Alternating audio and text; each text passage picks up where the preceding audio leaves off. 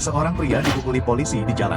Dia hanya menatap mereka dengan dingin. Kemudian dia mengeluarkan kartu identitasnya. Namun, polisi tidak hanya tidak melihatnya, tetapi juga ingin menahannya. Kemudian polisi mengeluarkan tongkat dan mengayunkannya ke arah pria itu. Tetapi pria itu berhasil menghindar setiap saat. Baru setelah polisi mencabut senjatanya, pria itu berhenti melawan. Segera Matthew dikurung di dalam sel. Kapten polisi mengeluarkan pistol setelah. Matthew terkejut sekujur tubuh, tetapi dia tetap bertahan. Dia menabrak kapten dengan kepalanya. Saat itu, seorang polisi bergegas masuk dan menghentikannya. Karena kepala polisi telah memeriksa kartu identitas Matthew dan mengetahui bahwa dia adalah seorang veteran. Dia segera memerintahkan Matthew untuk dibebaskan. Namun, tepat saat Matthew meninggalkan kantor, seorang gadis masuk. Matthew menemukan bahwa dia telah meninggalkan radionya. Jadi, dia kembali ke kantor dan melihat kepala polisi hendak menggertak gadis itu. Kepala polisi memerintahkan Matthew untuk pergi. Namun, melihat gadis itu tampak ketakutan seperti seorang prajurit, dia akhirnya memutuskan untuk tidak menoleransinya lagi. Ketika kepala polisi itu menghampirinya, Matthew memukul kepala polisi itu hingga pingsan. Kemudian dia mengambil asbak, mencabut kabel telepon, dan berjalan keluar kantor bersama gadis itu. Seorang polisi hendak memasuki ruangan kepala polisi.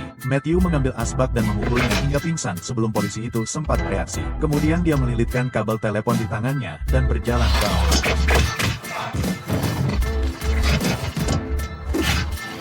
Setelah itu, Matthew membongkar senjata mereka, menangkap gadis itu, dan hendak pergi. Tetapi secara tidak sengaja menabrak kapten dan anak buahnya. Matthew mendorong gadis itu keluar dari ruangan.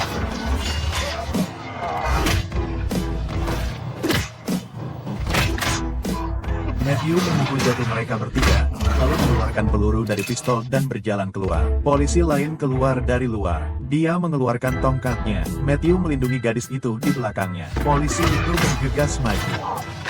Semua orang di kantor polisi terjatuh. Keduanya melarikan diri dari tangga dan berlari ke arah wakil kepala polisi. Polisi di tangga dengan cepat bergegas untuk membantu, tetapi mereka dipukuli lebih parah satu persatu. Matthew membawa gadis itu dan melarikan diri dari kantor polisi. Polisi di luar tidak tahu apa yang telah terjadi.